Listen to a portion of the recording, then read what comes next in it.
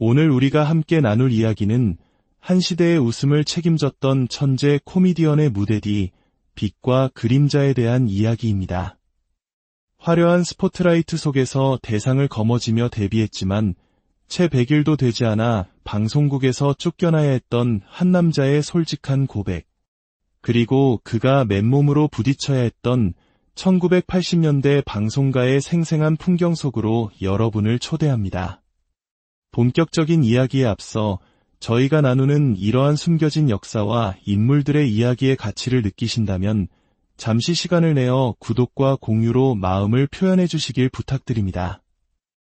여러분의 따뜻한 응원 하나하나가 저희가 더 깊고 의미 있는 이야기를 계속해서 전할 수 있는 큰 힘이 됩니다. 이 영상을 보시는 모든 분들의 하루의 기쁨과 평안이 가득하기를 기원합니다. 어느덧 선선한 바람이 부는 저녁, 두 남자가 식탁에 마주 앉았습니다. 한 명은 시대를 풍미한 코미디계의 거장, 최양락, 그리고 다른 한 명은 그의 오랜 팬임을 자처하는 진행자입니다.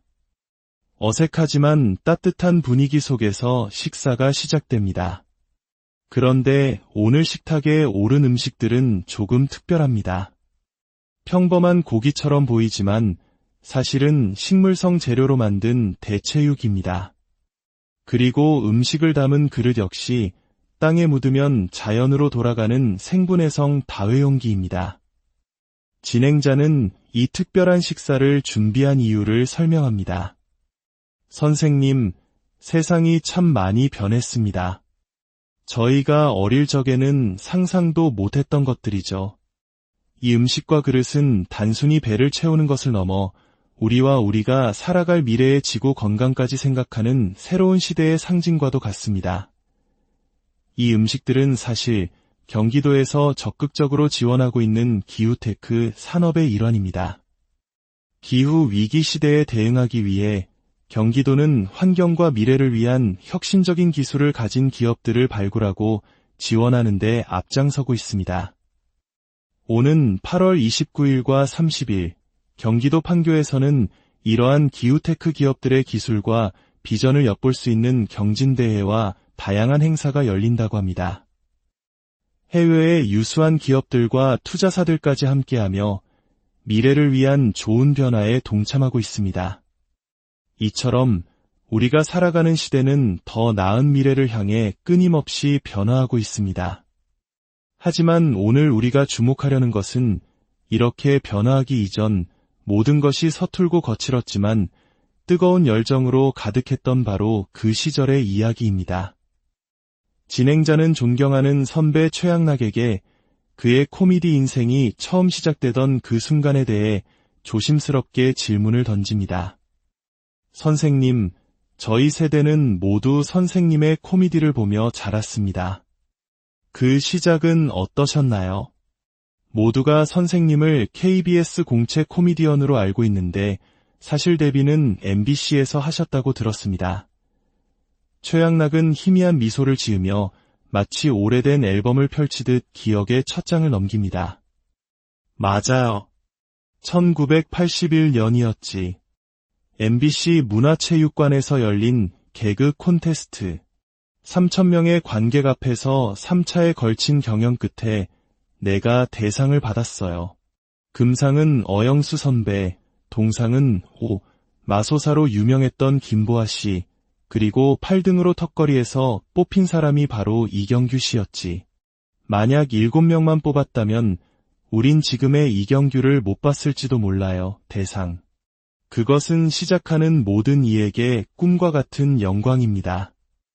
최고의 자리에서 그의 코미디 인생은 탄탄대로를 달릴 것만 같았습니다. 하지만 현실은 동화처럼 아름답지 않았습니다. 대상을 받고 처음으로 선배들과 함께 프로그램 녹화에 들어갔는데 너무 긴장한 나머지 말 한마디 제대로 못하고 버벅거렸어요. 그러자 PD가 녹화를 중단시키고 나에게 다가와 차갑게 말하더군요. MBC 눈이 삐었지. 어떻게 너 같은 녀석에게 대상을 줬을까? 너 당장 나가 라고요.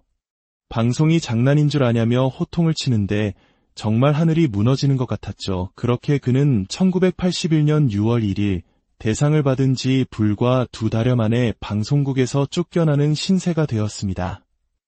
화려한 비상은 그대로 추락으로 이어졌습니다. 하지만 그는 포기할 수 없었습니다. 그는 KBS로 발길을 옮겼고 대상 수상자라는 타이틀을 모두 내려놓고 처음부터 다시 시작해야 했습니다. KBS에 가니 처음 주어진 역할이 행인 1, 행인 2 같은 것들이었어요. 그러다 어느 날 칠판에 붙은 캐스팅 보드를 봤는데 내 이름 옆에 당나귀 뒷발이라고 쓰여 있는 거야. 앞발은 다른 선배가 맡고 나는 뒷발이었어요. 주병진, 김학래 같은 당대 최고의 스타들을 등에 태우고 그는 당나귀 탈을 쓴 채 네 발로 기어야 했습니다. 59kg의 마른 체구로 80kg에 육박하는 선배들을 이고 버티는 것은 그야말로 고역이었습니다. 땀은 비 오듯 쏟아졌고 허리는 끊어질 듯 아팠습니다. 한번 NG가 나면 10분이 넘는 꽁트 전체를 처음부터 다시 찍어야 했습니다. 그때 PD가 또 다가와서 소리를 지르더군요. 불쌍해서 배역 하나 줬더니 그것도 소화를 못 시켜? 라고. 연기자가 얼굴도 안 나오는 당나귀 뒷발 역할을 소화해야 한다는 그 말이 지금도 잊히지 않아요. 그 모멸감은 정말 말로 다 할 수 없었지. 그 시절은 주먹이 앞서던 시대이기도 했습니다. 그의 깐족거리는 듯한 개그 스타일은 때로 선배들의 심기를 건드렸습니다. 방송에서 웃으며 이야기했지만 그에게는 아픈 기억으로 남아있습니다. 한 번은 선배에게 족발로 맞고 또 다른 선배에게는 우유로 맞고 구두 뒤축으로 맞기도 했어요. 나중에 방송에서 그 이야기를 했더니 다른 사람들은 다 웃는데 초등학생이었던 우리 아들은 엉엉 울더군요. 아빠는 코미디언인데 왜 그렇게 맞아야 해? 액션 배우도 아니잖아 라면서요. 그 모습을 보는데 마음이 참 아팠습니다. 40년도 더 된 이야기지만 그때를 생각하면 지금도 가슴 한쪽이 아려옵니다. 출연료 문제로 혈기 넘치게 싸웠던 젊은 날의 이야기도 이어졌습니다. 당시에는 바우처라고 불리는 출연료 지급 전표를 조연출이 직접 끊어주었는데 며칠째 지급이 미뤄지자 막내였던 그가 총대를 메고 나섰던 것입니다. 선배들이 웅성거리기만 하고 아무도 나서지 않기에 제가 조연출에게 직접 찾아가 따졌습니다. 왜 바우처를 안 주시는 겁니까? 라고요. 새파란 신인이 대드니 조연출도 놀랐겠죠. 언성이 높아졌고 결국엔 이 자식 때문에 사표를 쓰든지 해야지라며 난리가 났어요. 그런데 선배들은 제 편을 들어주기는커녕 제가 원래 좀 사이코 기질이 있으니 이해하라며 저를 이상한 사람으로 몰아가더군요. 결국 PD방에 불려올라가 혼쭐이 나야 했습니다. 그때 PD가 그에게 보여준 것은 당대 최고의 스타였던 가수 조용필이 1년 넘게 찾아가지 않아 먼지 쌓인 채 수북이 쌓여있던 바우처 뭉치였습니다. 조용필은 자신이 얼마를 받는지 관심도 없이 오직 무대에만 집중하는데 고작 몇만 원 때문에 방송국을 뒤집어 놓느냐는 질책이었습니다. 그때 깨달았죠. 정상에 있는 사람과 바닥에 있는 사람이 세상을 보는 방식은 완전히 다르다는 것을요. 저에게는 생계가 걸린 절박한 돈이었지만 누군가에게는 그저 종이 뭉치에 불과했던 겁니다. 이야기를 듣는 우리는 그의 회상 속에서 1980년대 한국 사회의 고단한 단면을 마주합니다. 꿈을 위해 모든 것을 걸었던 한 청년의 분투, 부조리함에 맞서야 했던 그의 서러움과 울분, 그리고 그 모든 것을 웃음으로 승화시켜야 했던 코미디언의 숙명. 그의 이야기는 단지 한 개인의 성공 스토리가 아닙니다. 그것은 혹독한 시련 속에서도 결코 자신의 꿈을 놓지 않았던 우리 아버지 세대의 묵직한 자화상이며 화려한 무대 뒤에서 수많은 코미디언들이 흘렸을 땀과 눈물에 대한 기록입니다. 우리가 TV를 보며 아무 생각 없이 웃었던 그 순간들 속에는 이처럼 한 사람의 인생이 통째로 녹아 있었습니다. 오늘 우리는 한 천재 코미디언의 슬픈 고백을 통해 웃음의 진정한 무게와 가치를 다시 한번 생각해보게 됩니다. 오늘 우리가 함께 나눌 이야기는 한 시대의 웃음을 책임졌던 천재 코미디언의 무대 뒤 빛과 그림자에 대한 이야기입니다. 화려한 스포트라이트 속에서 대상을 거머쥐며 데뷔했지만 채 100일도 되지 않아 방송국에서 쫓겨나야 했던 한 남자의 솔직한 고백. 그리고 그가 맨몸으로 부딪혀야 했던 1980년대 방송가의 생생한 풍경 속으로 여러분을 초대합니다. 본격적인 이야기에 앞서 저희가 나누는 이러한 숨겨진 역사와 인물들의 이야기의 가치를 느끼신다면 잠시 시간을 내어 구독과 공유로 마음을 표현해 주시길 부탁드립니다. 여러분의 따뜻한 응원 하나하나가 저희가 더 깊고 의미 있는 이야기를 계속해서 전할 수 있는 큰 힘이 됩니다. 이 영상을 보시는 모든 분들의 하루의 기쁨과 평안이 가득하기를 기원합니다. 어느덧 선선한 바람이 부는 저녁, 두 남자가 식탁에 마주 앉았습니다. 한 명은 시대를 풍미한 코미디계의 거장, 최양락. 그리고 다른 한 명은 그의 오랜 팬임을 자처하는 진행자입니다. 어색하지만 따뜻한 분위기 속에서 식사가 시작됩니다. 그런데 오늘 식탁에 오른 음식들은 조금 특별합니다. 평범한 고기처럼 보이지만 사실은 식물성 재료로 만든 대체육입니다. 그리고 음식을 담은 그릇 역시 땅에 묻으면 자연으로 돌아가는 생분해 성 다회용기입니다. 진행자는 이 특별한 식사를 준비한 이유를 설명합니다. 선생님, 세상이 참 많이 변했습니다. 저희가 어릴 적에는 상상도 못했던 것들이죠. 이 음식과 그릇은 단순히 배를 채우는 것을 넘어 우리와 우리가 살아갈 미래의 지구 건강까지 생각하는 새로운 시대의 상징과도 같습니다. 이 음식들은 사실 경기도에서 적극적으로 지원하고 있는 기후테크 산업의 일환입니다. 기후 위기 시대에 대응하기 위해 경기도는 환경과 미래를 위한 혁신적인 기술을 가진 기업들을 발굴하고 지원하는 데 앞장서고 있습니다. 오는 8월 29일과 30일 경기도 판교에서는 이러한 기후테크 기업들의 기술과 비전을 엿볼 수 있는 경진대회와 다양한 행사가 열린다고 합니다. 해외의 유수한 기업들과 투자사들까지 함께하며 미래를 위한 좋은 변화에 동참하고 있습니다. 이처럼 우리가 살아가는 시대는 더 나은 미래를 향해 끊임없이 변화하고 있습니다. 하지만 오늘 우리가 주목하려는 것은 이렇게 변화하기 이전 모든 것이 서툴고 거칠었지만 뜨거운 열정으로 가득했던 바로 그 시절의 이야기입니다. 진행자는 존경하는 선배 최양락에게 그의 코미디 인생이 처음 시작되던 그 순간에 대해 조심스럽게 질문을 던집니다. 선생님, 저희 세대는 모두 선생님의 코미디를 보며 자랐습니다. 그 시작은 어떠셨나요? 모두가 선생님을 KBS 공채 코미디언으로 알고 있는데 사실 데뷔는 MBC에서 하셨다고 들었습니다. 최양락은 희미한 미소를 지으며 마치 오래된 앨범을 펼치듯 기억의 첫 장을 넘깁니다. 맞아요. 1981년이었지. MBC 문화체육관에서 열린 개그 콘테스트. 3,000명의 관객 앞에서 3차에 걸친 경연 끝에 내가 대상을 받았어요. 금상은 어영수 선배, 동상은 마소사로 유명했던 김보아 씨, 그리고 8등으로 턱걸이에서 뽑힌 사람이 바로 이경규 씨였지. 만약 7명만 뽑았다면 우린 지금의 이경규를 못 봤을지도 몰라요, 대상.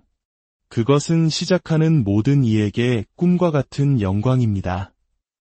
최고의 자리에서 그의 코미디 인생은 탄탄대로를 달릴 것만 같았습니다. 하지만 현실은 동화처럼 아름답지 않았습니다. 대상을 받고 처음으로 선배들과 함께 프로그램 녹화에 들어갔는데 너무 긴장한 나머지 말 한마디 제대로 못하고 버벅거렸어요. 그러자 PD가 녹화를 중단시키고 나에게 다가와 차갑게 말하더군요. MBC 눈이 삐었지. 어떻게 너 같은 녀석에게 대상을 줬을까? 너 당장 나가 라고요. 방송이 장난인 줄 아냐며 호통을 치는데 정말 하늘이 무너지는 것 같았죠. 그렇게 그는 1981년 6월 1일 대상을 받은 지 불과 2달여 만에 방송국에서 쫓겨나는 신세가 되었습니다. 화려한 비상은 그대로 추락으로 이어졌습니다. 하지만 그는 포기할 수 없었습니다. 그는 KBS로 발길을 옮겼고 대상 수상자라는 타이틀을 모두 내려놓고 처음부터 다시 시작해야 했습니다. KBS에 가니 처음 주어진 역할이 행인 1, 행인 2 같은 것들이었어요.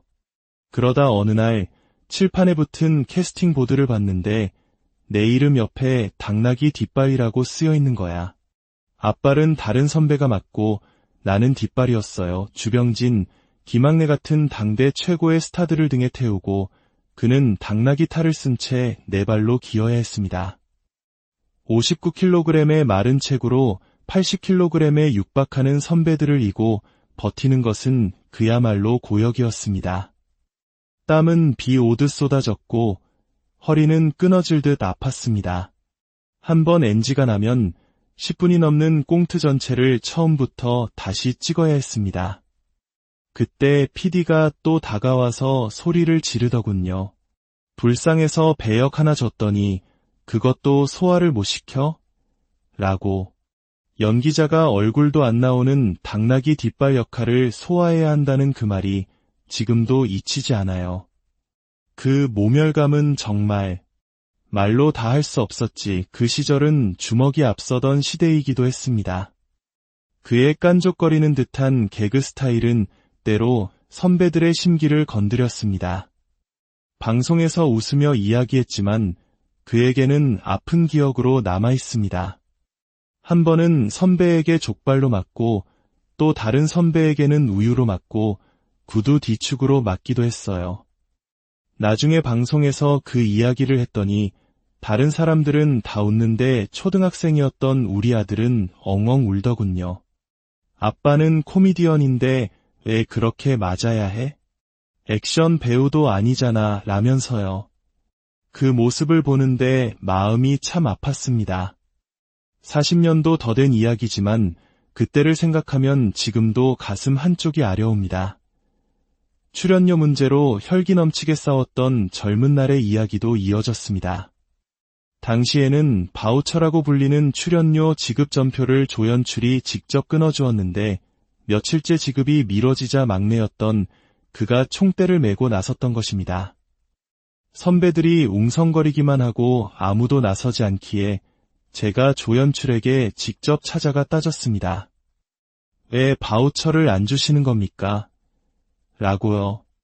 새파란 신인이 대드니 조연출도 놀랐겠죠. 언성이 높아졌고 결국엔 이 자식 때문에 사표를 쓰든지 해야지라며 난리가 났어요. 그런데 선배들은 제 편을 들어주기는커녕 제가 원래 좀 사이코 기질이 있으니 이해하라며 저를 이상한 사람으로 몰아가더군요. 결국 PD방에 불려올라가 혼쭐이 나야 했습니다. 그때 PD가 그에게 보여준 것은 당대 최고의 스타였던 가수 조용필이 1년 넘게 찾아가지 않아 먼지 쌓인 채 수북이 쌓여있던 바우처 뭉치였습니다. 조용필은 자신이 얼마를 받는지 관심도 없이 오직 무대에만 집중하는데 고작 몇만 원 때문에 방송국을 뒤집어 놓느냐는 질책이었습니다. 그때 깨달았죠. 정상에 있는 사람과 바닥에 있는 사람이 세상을 보는 방식은 완전히 다르다는 것을요. 저에게는 생계가 걸린 절박한 돈이었지만 누군가에게는 그저 종이 뭉치에 불과했던 겁니다. 이야기를 듣는 우리는 그의 회상 속에서 1980년대 한국 사회의 고단한 단면을 마주합니다. 꿈을 위해 모든 것을 걸었던 한 청년의 분투, 부조리함에 맞서야 했던 그의 서러움과 울분, 그리고 그 모든 것을 웃음으로 승화시켜야 했던 코미디언의 숙명.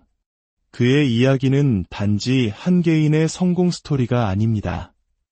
그것은 혹독한 시련 속에서도 결코 자신의 꿈을 놓지 않았던 우리 아버지 세대의 묵직한 자화상이며 화려한 무대 뒤에서 수많은 코미디언들이 흘렸을 땀과 눈물에 대한 기록입니다. 우리가 TV를 보며 아무 생각 없이 웃었던 그 순간들 속에는 이처럼 한 사람의 인생이 통째로 녹아 있었습니다. 오늘 우리는 한 천재 코미디언의 슬픈 고백을 통해 웃음의 진정한 무게와 가치를 다시 한번 생각해보게 됩니다. 오늘 우리가 함께 나눌 이야기는 한 시대의 웃음을 책임졌던 천재 코미디언의 무대 뒤 빛과 그림자에 대한 이야기입니다. 화려한 스포트라이트 속에서 대상을 거머쥐며 데뷔했지만 채 100일도 되지 않아 방송국에서 쫓겨나야 했던 한 남자의 솔직한 고백, 그리고 그가 맨몸으로 부딪혀야 했던 1980년대 방송가의 생생한 풍경 속으로 여러분을 초대합니다. 본격적인 이야기에 앞서 저희가 나누는 이러한 숨겨진 역사와 인물들의 이야기의 가치를 느끼신다면 잠시 시간을 내어 구독과 공유로 마음을 표현해 주시길 부탁드립니다. 여러분의 따뜻한 응원 하나하나가 저희가 더 깊고 의미 있는 이야기를 계속해서 전할 수 있는 큰 힘이 됩니다. 이 영상을 보시는 모든 분들의 하루의 기쁨과 평안이 가득하기를 기원합니다. 어느덧 선선한 바람이 부는 저녁, 두 남자가 식탁에 마주 앉았습니다. 한 명은 시대를 풍미한 코미디계의 거장, 최양락, 그리고 다른 한 명은 그의 오랜 팬임을 자처하는 진행자입니다. 어색하지만 따뜻한 분위기 속에서 식사가 시작됩니다. 그런데 오늘 식탁에 오른 음식들은 조금 특별합니다. 평범한 고기처럼 보이지만 사실은 식물성 재료로 만든 대체육입니다. 그리고 음식을 담은 그릇 역시 땅에 묻으면 자연으로 돌아가는 생분해성 다회용기입니다. 진행자는 이 특별한 식사를 준비한 이유를 설명합니다. 선생님, 세상이 참 많이 변했습니다. 저희가 어릴 적에는 상상도 못했던 것들이죠. 이 음식과 그릇은 단순히 배를 채우는 것을 넘어 우리와 우리가 살아갈 미래의 지구 건강까지 생각하는 새로운 시대의 상징과도 같습니다. 이 음식들은 사실 경기도에서 적극적으로 지원하고 있는 기후테크 산업의 일환입니다. 기후 위기 시대에 대응하기 위해 경기도는 환경과 미래를 위한 혁신적인 기술을 가진 기업들을 발굴하고 지원하는 데 앞장서고 있습니다. 오는 8월 29일과 30일, 경기도 판교에서는 이러한 기후테크 기업들의 기술과 비전을 엿볼 수 있는 경진대회와 다양한 행사가 열린다고 합니다. 해외의 유수한 기업들과 투자사들까지 함께하며 미래를 위한 좋은 변화에 동참하고 있습니다. 이처럼 우리가 살아가는 시대는 더 나은 미래를 향해 끊임없이 변화하고 있습니다. 하지만 오늘 우리가 주목하려는 것은 이렇게 변화하기 이전 모든 것이 서툴고 거칠었지만 뜨거운 열정으로 가득했던 바로 그 시절의 이야기입니다. 진행자는 존경하는 선배 최양락에게 그의 코미디 인생이 처음 시작되던 그 순간에 대해 조심스럽게 질문을 던집니다. 선생님, 저희 세대는 모두 선생님의 코미디를 보며 자랐습니다. 그 시작은 어떠셨나요? 모두가 선생님을 KBS 공채 코미디언으로 알고 있는데 사실 데뷔는 MBC에서 하셨다고 들었습니다. 최양락은 희미한 미소를 지으며 마치 오래된 앨범을 펼치듯 기억의 첫 장을 넘깁니다. 맞아요. 1981년이었지. MBC 문화체육관에서 열린 개그 콘테스트. 3,000명의 관객 앞에서 3차에 걸친 경연 끝에 내가 대상을 받았어요. 금상은 어영수 선배, 동상은 마소사로 유명했던 김보아 씨, 그리고 8등으로 턱걸이에서 뽑힌 사람이 바로 이경규 씨였지. 만약 7명만 뽑았다면 우린 지금의 이경규를 못 봤을지도 몰라요, 대상. 그것은 시작하는 모든 이에게 꿈과 같은 영광입니다. 최고의 자리에서 그의 코미디 인생은 탄탄대로를 달릴 것만 같았습니다. 하지만 현실은 동화처럼 아름답지 않았습니다. 대상을 받고 처음으로 선배들과 함께 프로그램 녹화에 들어갔는데 너무 긴장한 나머지 말 한마디 제대로 못하고 버벅거렸어요. 그러자 PD가 녹화를 중단시키고 나에게 다가와 차갑게 말하더군요. MBC 눈이 삐었지. 어떻게 너 같은 녀석에게 대상을 줬을까? 너 당장 나가 라고요. 방송이 장난인 줄 아냐며 호통을 치는데 정말 하늘이 무너지는 것 같았죠. 그렇게 그는 1981년 6월 1일 대상을 받은 지 불과 2달여 만에 방송국에서 쫓겨나는 신세가 되었습니다. 화려한 비상은 그대로 추락으로 이어졌습니다. 하지만 그는 포기할 수 없었습니다.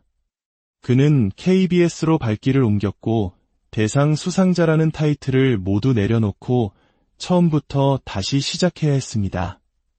KBS에 가니 처음 주어진 역할이 행인 1, 행인 2 같은 것들이었어요. 그러다 어느 날 칠판에 붙은 캐스팅 보드를 봤는데 내 이름 옆에 당나귀 뒷발이라고 쓰여 있는 거야.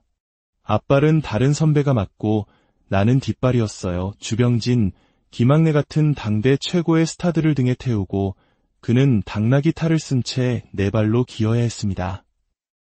59kg의 마른 체구로 80kg에 육박하는 선배들을 이고 버티는 것은 그야말로 고역이었습니다. 땀은 비 오듯 쏟아졌고 허리는 끊어질 듯 아팠습니다. 한번 NG가 나면 10분이 넘는 꽁트 전체를 처음부터 다시 찍어야 했습니다. 그때 PD가 또 다가와서 소리를 지르더군요. 불쌍해서 배역 하나 줬더니 그것도 소화를 못 시켜? 라고. 연기자가 얼굴도 안 나오는 당나귀 뒷발 역할을 소화해야 한다는 그 말이 지금도 잊히지 않아요. 그 모멸감은 정말 말로 다 할 수 없었지. 그 시절은 주먹이 앞서던 시대이기도 했습니다. 그의 깐족거리는 듯한 개그 스타일은 때로 선배들의 심기를 건드렸습니다. 방송에서 웃으며 이야기했지만 그에게는 아픈 기억으로 남아있습니다. 한 번은 선배에게 족발로 맞고 또 다른 선배에게는 우유로 맞고 구두 뒤축으로 맞기도 했어요. 나중에 방송에서 그 이야기를 했더니 다른 사람들은 다 웃는데 초등학생이었던 우리 아들은 엉엉 울더군요. 아빠는 코미디언인데 왜 그렇게 맞아야 해? 액션 배우도 아니잖아 라면서요. 그 모습을 보는데 마음이 참 아팠습니다. 40년도 더 된 이야기지만 그때를 생각하면 지금도 가슴 한쪽이 아려옵니다. 출연료 문제로 혈기 넘치게 싸웠던 젊은 날의 이야기도 이어졌습니다.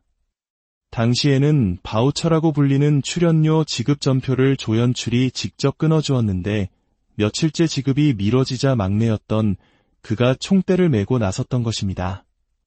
선배들이 웅성거리기만 하고 아무도 나서지 않기에 제가 조연출에게 직접 찾아가 따졌습니다. 왜 바우처를 안 주시는 겁니까? 라고요.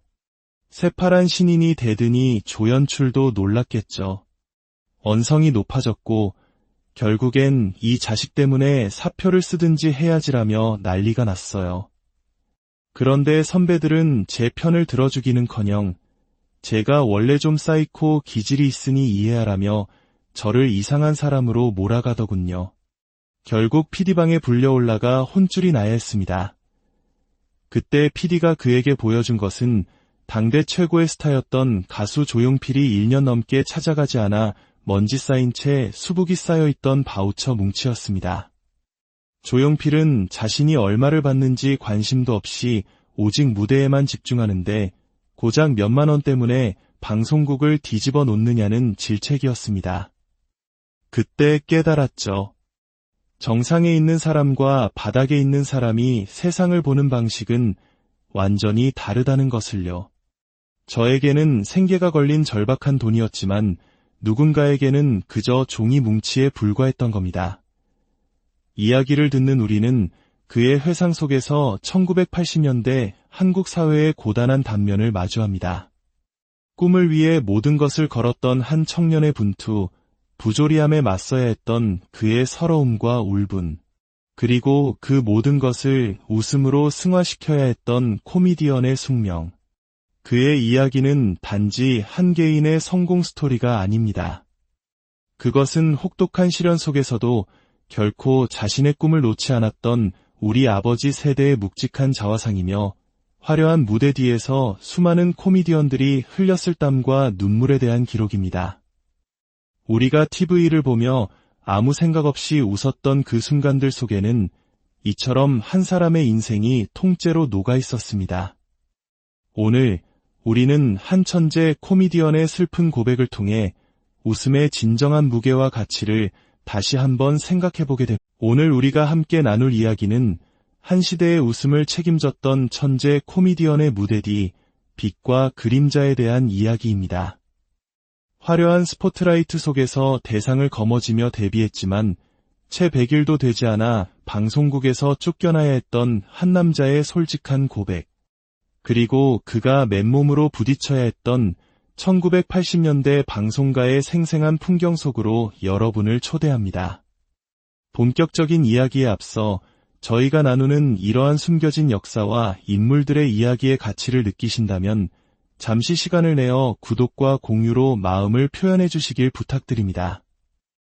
여러분의 따뜻한 응원 하나하나가 저희가 더 깊고 의미 있는 이야기를 계속해서 전할 수 있는 큰 힘이 됩니다. 이 영상을 보시는 모든 분들의 하루의 기쁨과 평안이 가득하기를 기원합니다. 어느덧 선선한 바람이 부는 저녁, 두 남자가 식탁에 마주 앉았습니다. 한 명은 시대를 풍미한 코미디계의 거장, 최양락, 그리고 다른 한 명은 그의 오랜 팬임을 자처하는 진행자입니다. 어색하지만 따뜻한 분위기 속에서 식사가 시작됩니다. 그런데 오늘 식탁에 오른 음식들은 조금 특별합니다. 평범한 고기처럼 보이지만 사실은 식물성 재료로 만든 대체육입니다. 그리고 음식을 담은 그릇 역시 땅에 묻으면 자연으로 돌아가는 생분해성 다회용기입니다. 진행자는 이 특별한 식사를 준비한 이유를 설명합니다. 선생님, 세상이 참 많이 변했습니다. 저희가 어릴 적에는 상상도 못했던 것들이죠. 이 음식과 그릇은 단순히 배를 채우는 것을 넘어 우리가 살아갈 미래의 지구 건강까지 생각하는 새로운 시대의 상징과도 같습니다. 이 음식들은 사실 경기도에서 적극적으로 지원하고 있는 기후테크 산업의 일환입니다. 기후 위기 시대에 대응하기 위해 경기도는 환경과 미래를 위한 혁신적인 기술을 가진 기업들을 발굴하고 지원하는 데 앞장서고 있습니다.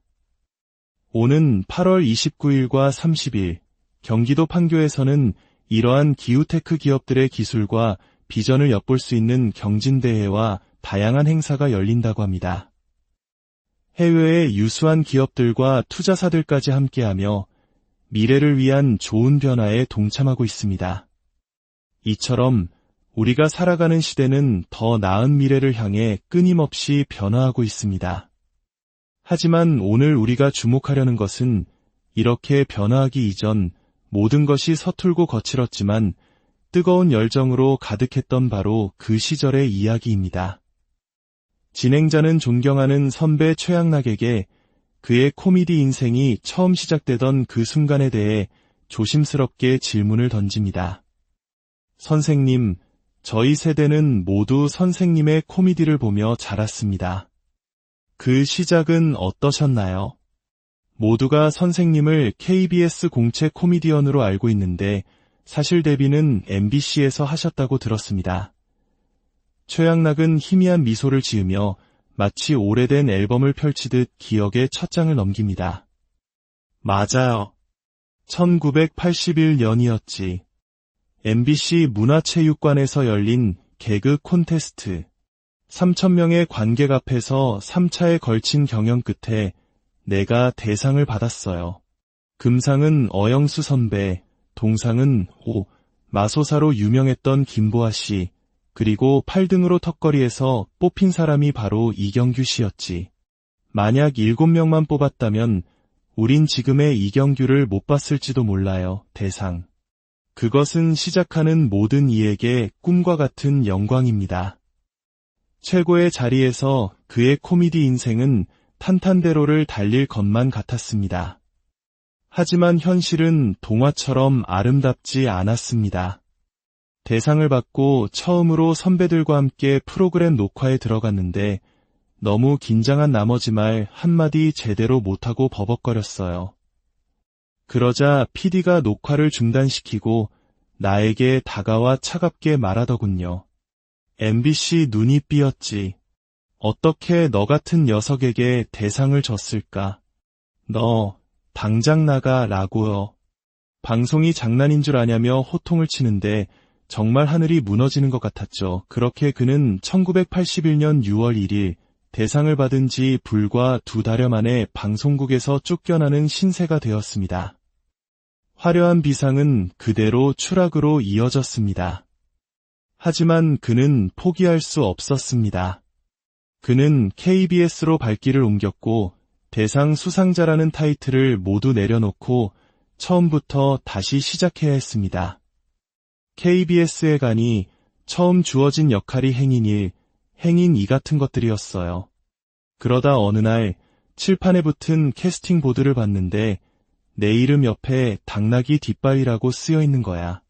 앞발은 다른 선배가 맡고 나는 뒷발이었어요. 주병진, 김학래 같은 당대 최고의 스타들을 등에 태우고 그는 당나귀 탈을 쓴 채 네 발로 기어야 했습니다. 59kg의 마른 체구로 80kg에 육박하는 선배들을 이고 버티는 것은 그야말로 고역이었습니다.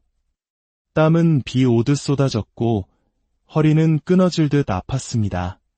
한번 NG가 나면 10분이 넘는 꽁트 전체를 처음부터 다시 찍어야 했습니다. 그때 PD가 또 다가와서 소리를 지르더군요. 불쌍해서 배역 하나 줬더니 그것도 소화를 못 시켜? 라고.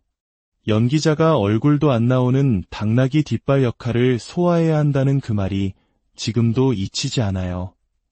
그 모멸감은 정말 말로 다 할 수 없었지. 그 시절은 주먹이 앞서던 시대이기도 했습니다. 그의 깐족거리는 듯한 개그 스타일은 때로 선배들의 심기를 건드렸습니다. 방송에서 웃으며 이야기했지만 그에게는 아픈 기억으로 남아있습니다. 한 번은 선배에게 족발로 맞고 또 다른 선배에게는 우유로 맞고 구두 뒤축으로 맞기도 했어요. 나중에 방송에서 그 이야기를 했더니 다른 사람들은 다 웃는데 초등학생이었던 우리 아들은 엉엉 울더군요. 아빠는 코미디언인데 왜 그렇게 맞아야 해?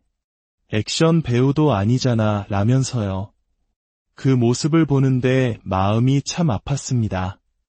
40년도 더 된 이야기지만 그때를 생각하면 지금도 가슴 한쪽이 아려옵니다. 출연료 문제로 혈기 넘치게 싸웠던 젊은 날의 이야기도 이어졌습니다.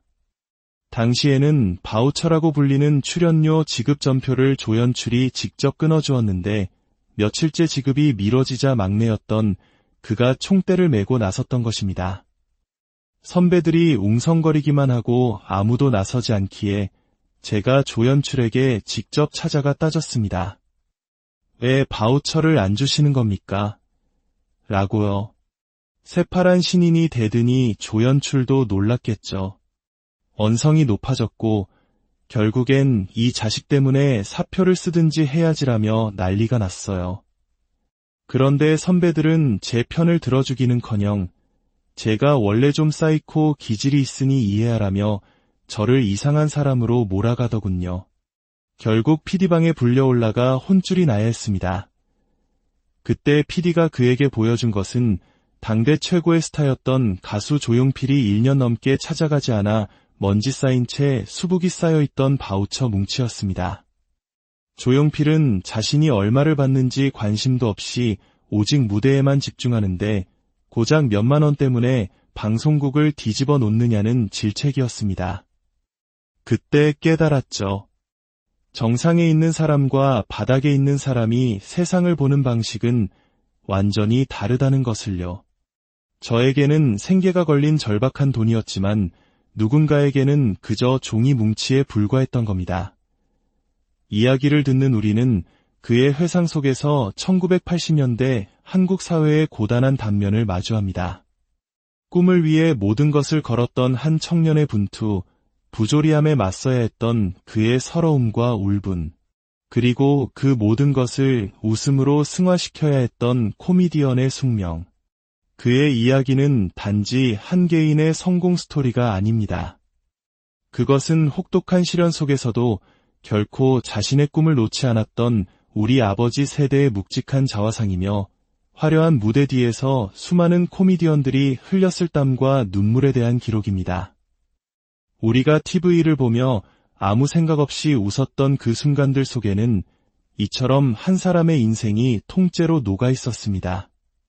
오늘 우리는 한 천재 코미디언의 슬픈 고백을 통해 웃음의 진정한 무게와 가치를 다시 한번 생각해보게 됩니다. 오늘 우리가 함께 나눌 이야기는 한 시대의 웃음을 책임졌던 천재 코미디언의 무대 뒤 빛과 그림자에 대한 이야기입니다.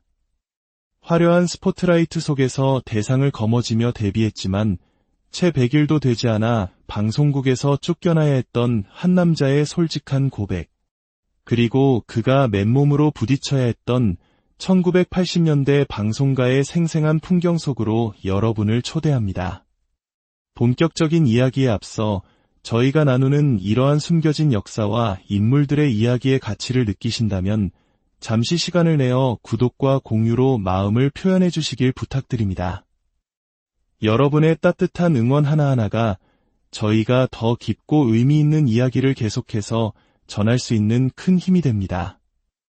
이 영상을 보시는 모든 분들의 하루의 기쁨과 평안이 가득하기를 기원합니다. 어느덧 선선한 바람이 부는 저녁, 두 남자가 식탁에 마주 앉았습니다. 한 명은 시대를 풍미한 코미디계의 거장, 최양락, 그리고 다른 한 명은 그의 오랜 팬임을 자처하는 진행자입니다. 어색하지만 따뜻한 분위기 속에서 식사가 시작됩니다. 그런데 오늘 식탁에 오른 음식들은 조금 특별합니다. 평범한 고기처럼 보이지만 사실은 식물성 재료로 만든 대체육입니다. 그리고 음식을 담은 그릇 역시 땅에 묻으면 자연으로 돌아가는 생분해 성 다회용기입니다. 진행자는 이 특별한 식사를 준비한 이유를 설명합니다. 선생님, 세상이 참 많이 변했습니다. 저희가 어릴 적에는 상상도 못했던 것들이죠. 이 음식과 그릇은 단순히 배를 채우는 것을 넘어 우리와 우리가 살아갈 미래의 지구 건강까지 생각하는 새로운 시대의 상징과도 같습니다. 이 음식들은 사실 경기도에서 적극적으로 지원하고 있는 기후테크 산업의 일환입니다. 기후 위기 시대에 대응하기 위해 경기도는 환경과 미래를 위한 혁신적인 기술을 가진 기업들을 발굴하고 지원하는 데 앞장서고 있습니다. 오는 8월 29일과 30일, 경기도 판교에서는 이러한 기후테크 기업들의 기술과 비전을 엿볼 수 있는 경진대회와 다양한 행사가 열린다고 합니다. 해외의 유수한 기업들과 투자사들까지 함께하며 미래를 위한 좋은 변화에 동참하고 있습니다. 이처럼 우리가 살아가는 시대는 더 나은 미래를 향해 끊임없이 변화하고 있습니다. 하지만 오늘 우리가 주목하려는 것은 이렇게 변화하기 이전 모든 것이 서툴고 거칠었지만 뜨거운 열정으로 가득했던 바로 그 시절의 이야기입니다. 진행자는 존경하는 선배 최양락에게 그의 코미디 인생이 처음 시작되던 그 순간에 대해 조심스럽게 질문을 던집니다. 선생님, 저희 세대는 모두 선생님의 코미디를 보며 자랐습니다. 그 시작은 어떠셨나요? 모두가 선생님을 KBS 공채 코미디언으로 알고 있는데 사실 데뷔는 MBC에서 하셨다고 들었습니다. 최양락은 희미한 미소를 지으며 마치 오래된 앨범을 펼치듯 기억의 첫 장을 넘깁니다. 맞아요. 1981년이었지. MBC 문화체육관에서 열린 개그 콘테스트. 3,000명의 관객 앞에서 3차에 걸친 경연 끝에 내가 대상을 받았어요.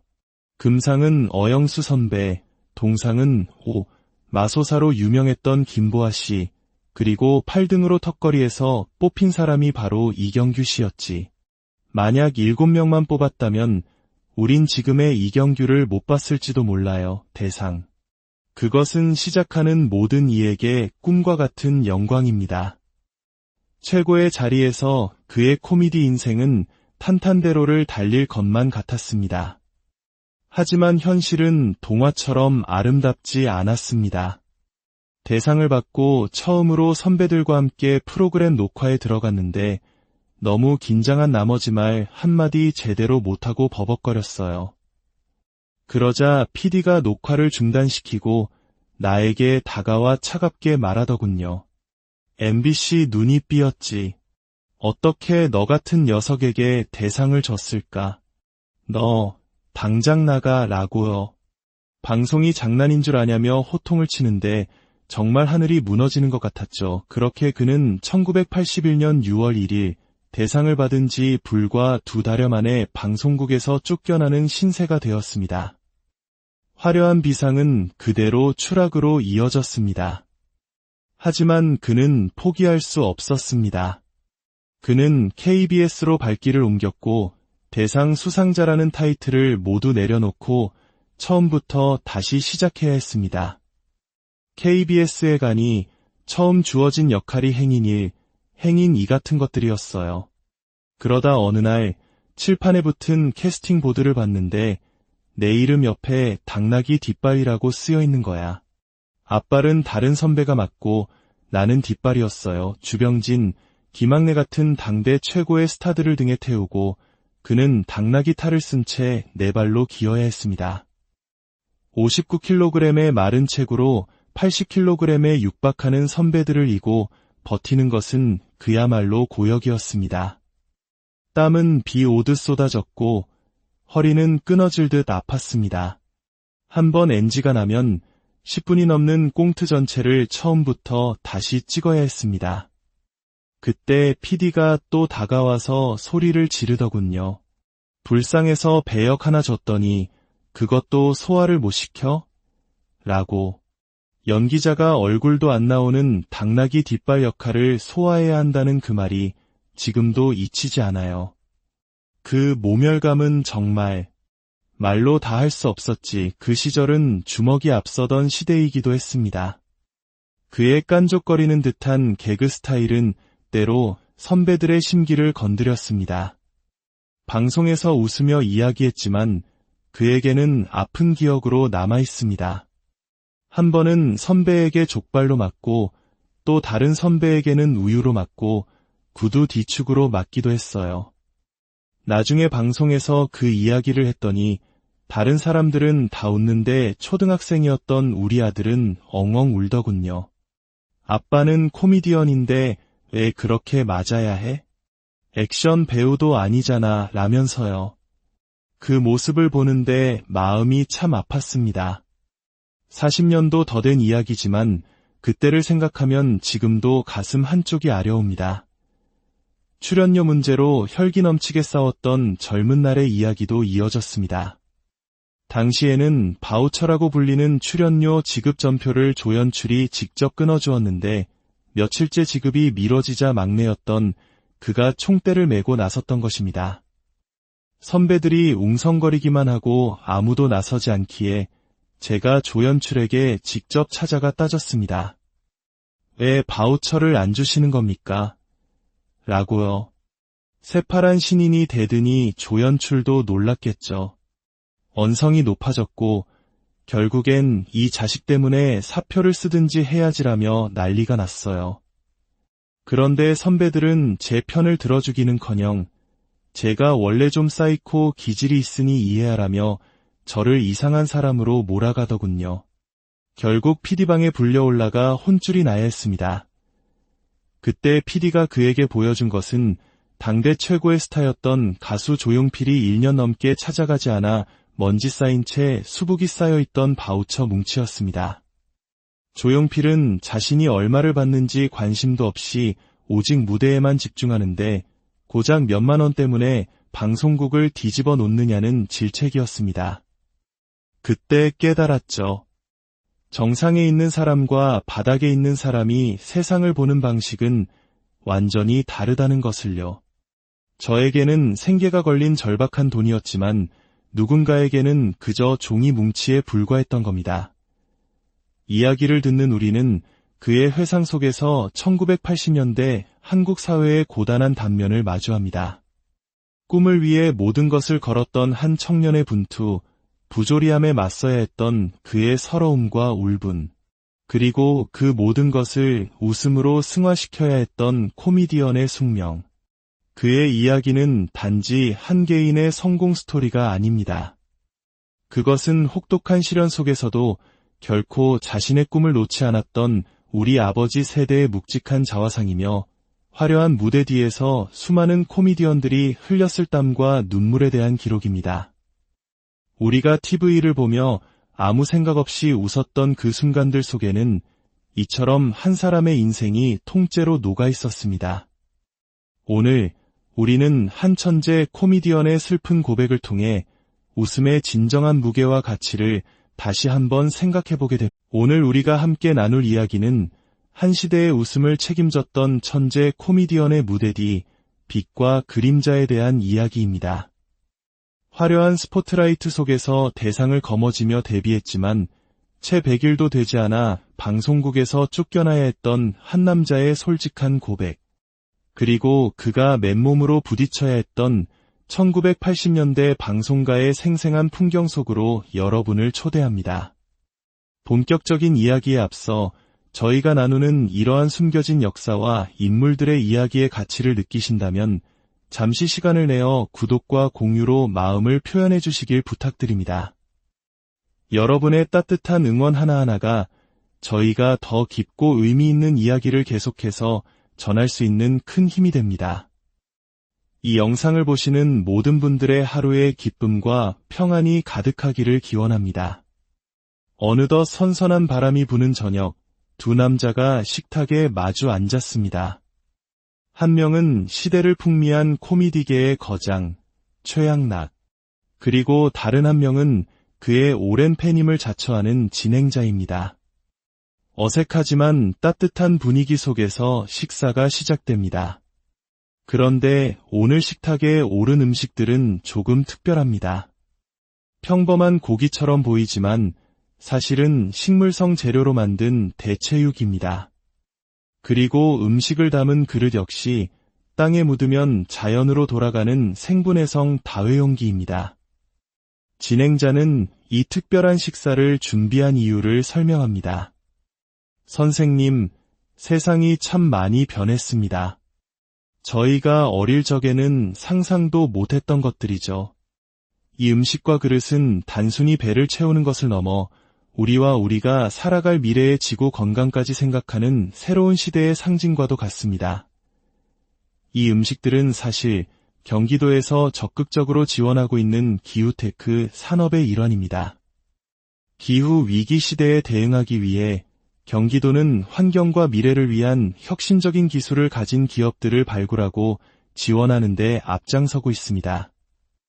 오는 8월 29일과 30일, 경기도 판교에서는 이러한 기후테크 기업들의 기술과 비전을 엿볼 수 있는 경진대회와 다양한 행사가 열린다고 합니다.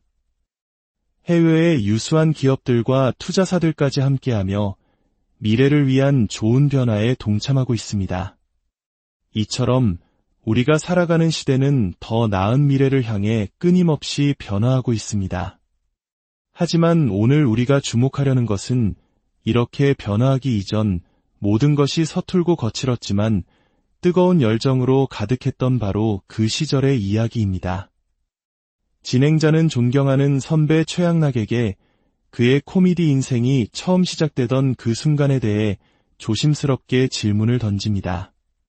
선생님, 저희 세대는 모두 선생님의 코미디를 보며 자랐습니다. 그 시작은 어떠셨나요? 모두가 선생님을 KBS 공채 코미디언으로 알고 있는데 사실 데뷔는 MBC에서 하셨다고 들었습니다. 최양락은 희미한 미소를 지으며 마치 오래된 앨범을 펼치듯 기억의 첫 장을 넘깁니다. 맞아요. 1981년이었지.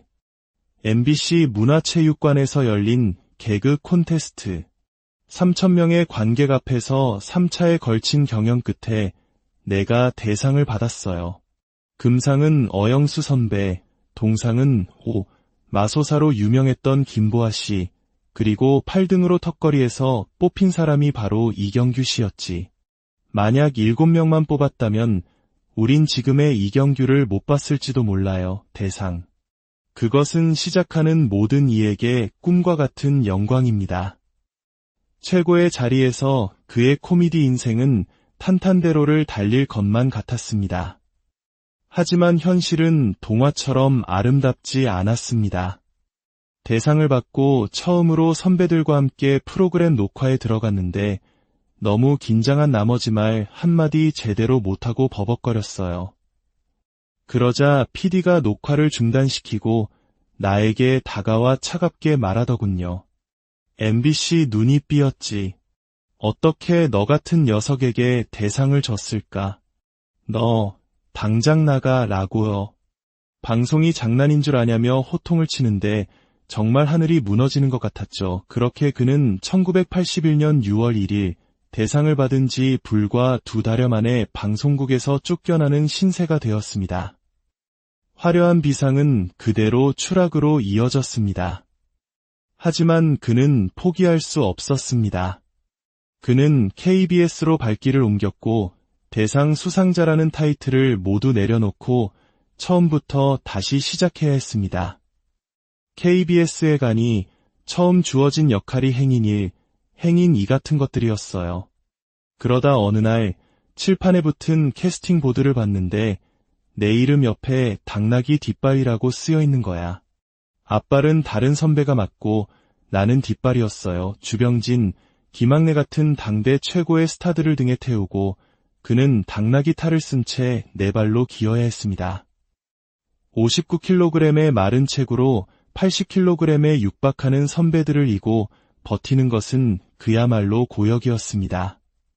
땀은 비 오듯 쏟아졌고 허리는 끊어질 듯 아팠습니다.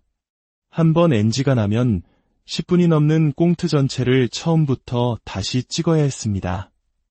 그때 PD가 또 다가와서 소리를 지르더군요. 불쌍해서 배역 하나 줬더니 그것도 소화를 못 시켜? 라고. 연기자가 얼굴도 안 나오는 당나귀 뒷발 역할을 소화해야 한다는 그 말이 지금도 잊히지 않아요. 그 모멸감은 정말 말로 다 할 수 없었지. 그 시절은 주먹이 앞서던 시대이기도 했습니다. 그의 깐족거리는 듯한 개그 스타일은 때로 선배들의 심기를 건드렸습니다. 방송에서 웃으며 이야기했지만 그에게는 아픈 기억으로 남아있습니다. 한 번은 선배에게 족발로 맞고 또 다른 선배에게는 우유로 맞고 구두 뒤축으로 맞기도 했어요. 나중에 방송에서 그 이야기를 했더니 다른 사람들은 다 웃는데 초등학생이었던 우리 아들은 엉엉 울더군요. 아빠는 코미디언인데 왜 그렇게 맞아야 해? 액션 배우도 아니잖아 라면서요. 그 모습을 보는데 마음이 참 아팠습니다. 40년도 더 된 이야기지만 그때를 생각하면 지금도 가슴 한쪽이 아려옵니다. 출연료 문제로 혈기 넘치게 싸웠던 젊은 날의 이야기도 이어졌습니다. 당시에는 바우처라고 불리는 출연료 지급 전표를 조연출이 직접 끊어주었는데 며칠째 지급이 미뤄지자 막내였던 그가 총대를 메고 나섰던 것입니다. 선배들이 웅성거리기만 하고 아무도 나서지 않기에 제가 조연출에게 직접 찾아가 따졌습니다. 왜 바우처를 안 주시는 겁니까? 라고요. 새파란 신인이 되더니 조연출도 놀랐겠죠. 언성이 높아졌고 결국엔 이 자식 때문에 사표를 쓰든지 해야지라며 난리가 났어요. 그런데 선배들은 제 편을 들어주기는커녕 제가 원래 좀 사이코 기질이 있으니 이해하라며 저를 이상한 사람으로 몰아가더군요. 결국 PD방에 불려올라가 혼쭐이 나야 했습니다. 그때 PD가 그에게 보여준 것은 당대 최고의 스타였던 가수 조용필이 1년 넘게 찾아가지 않아 먼지 쌓인 채 수북이 쌓여있던 바우처 뭉치였습니다. 조용필은 자신이 얼마를 받는지 관심도 없이 오직 무대에만 집중하는데 고작